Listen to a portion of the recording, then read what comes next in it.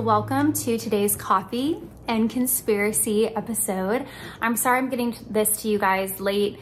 It's literally just been a really crazy day, and so instead of a morning cup of coffee, I'm having a nice decaf with you, and we're going to be talking about the military-industrial complex. And this topic became interesting to me for a lot of different reasons, but specifically because I've been doing some research on President Eisenhower, because I don't know if you've heard this or not, but there are some conspiracy theories that he met with aliens. But don't worry, we won't be talking about that tonight. But he was one of the first ones to address the military-industrial complex, and so I think it's interesting, so we're gonna talk about it.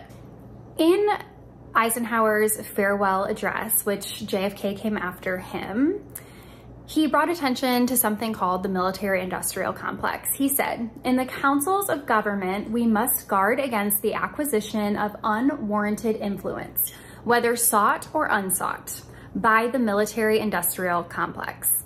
The potential for the disastrous rise of misplaced power exists and will persist." So, could there be financial interest or gain for the government to go to war? Let's talk about it. The military-industrial complex was originally an exclusive American phenomenon during the Cold War. It was tailored specifically to develop and produce military technologies equal to the threat that was perceived by the Soviet Union. Britannica says the military-industrial complex is a network of individuals and institutions involved in the production of weapons and military technologies. The military-industrial complex in a country typically attempts to marshal political support for continued or increased military spending by the national government. And some have theorized that the need to maintain the military-industrial complex could lead to political pressure to increase military spending. So basically, America works with private contractors or private companies to produce wartime weapons and technologies. According to a 2008 study by the Director of National Intelligence, private contractors make up 29% of the workforce in the United States intelligence community, and the cost is equivalent to 49% of their personal budgets. I also want to say I have a lot of sites and articles linked below, so if you're curious about any of this, a lot of it is in those links. American Prospect wrote in an article in 2023, America's top 5 weapon contractors made $196 billion in 2022. So this leads me to the question on who is invested in these companies. And there is a chart from the same article from the American Prospect. And in the article, it shows that there's quite a few members of Congress who have invested in these companies. And this isn't just this one article. I also found charts on opensecrets.com, truthout.org, and really you could just Google it to find out who benefits from it. It's right there in black and white. So let's just rehash. We have members of Congress here, and they are invested in these military companies, who these military companies only make money if they're working, so when there's war. Thus, when the military companies have war, they're making money, so are their investors. It does sound like Eisenhower's warning is kind of realistic. So in relating this back to myself, there's a lot of stuff when you research the military-industrial complex that revolves around the Cold War and the Vietnam War. And of course, obviously, not something that I can totally 100% relate to.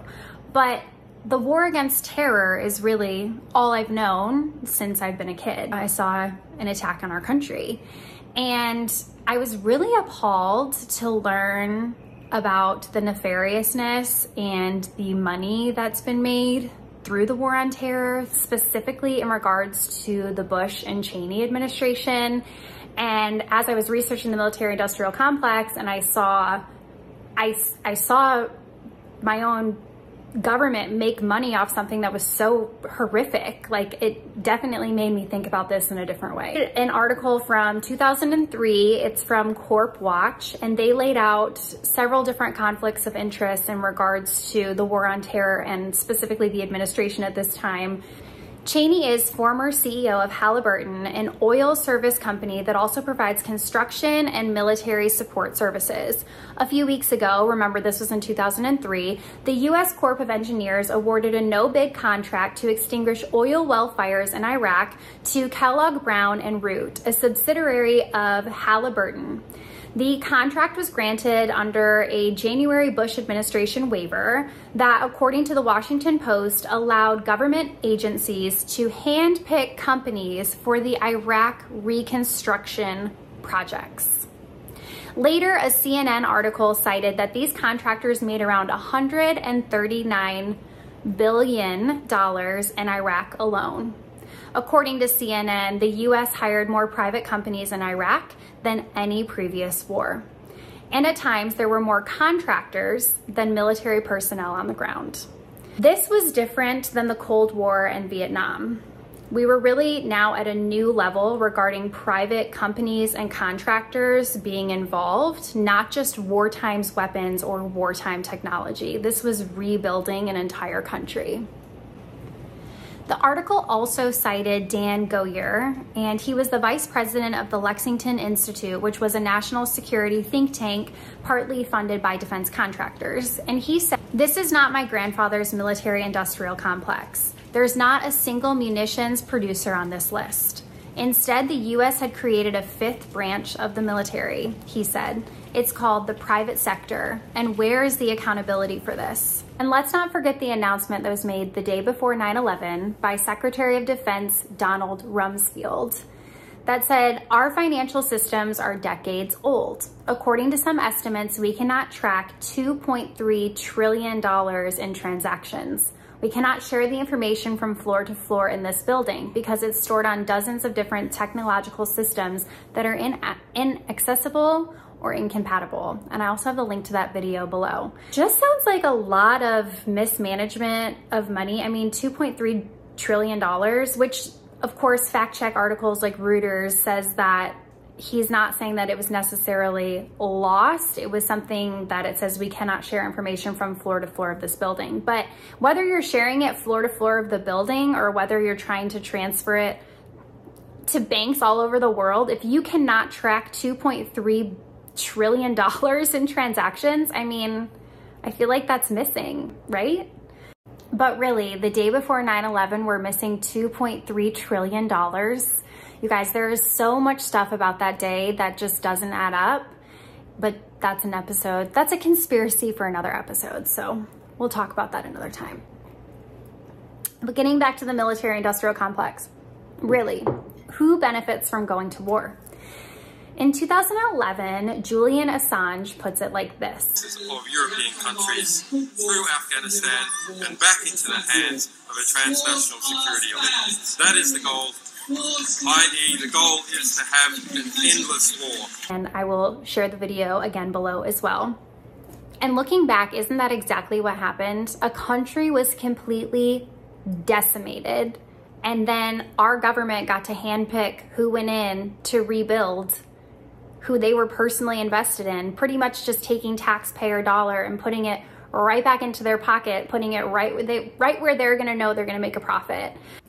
And also a president who took finding weapons of mass destruction so seriously that he sent our family members off to war.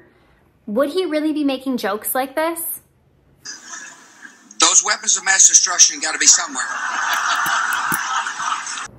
And this is also a little sidebar, but there is another, it's really not a conspiracy theory, it's proven, you can look it up online, but it's called the Military Entertainment Complex, where the Pentagon has specifically worked with Hollywood to produce certain type of entertainment movies, or as I would call it, propaganda. So do a little Google research and see what movies the Pentagon and Hollywood have worked together on. It's even cited in Wikipedia. It says, during World War II, Hollywood became the unofficial propaganda arm of the US military.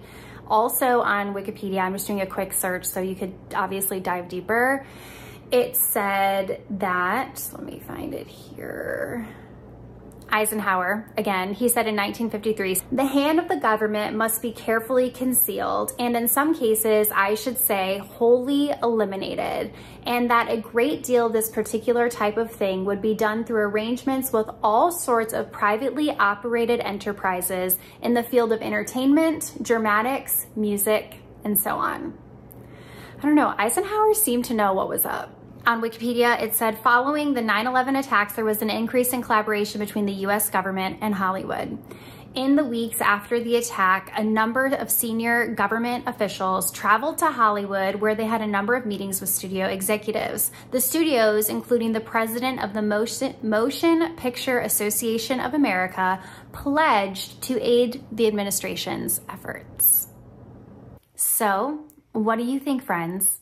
Is it really just a conspiracy that the government's pockets are filled at wartime? I'll let you decide if you need the tinfoil bow or not. Until next time, friends, cheers!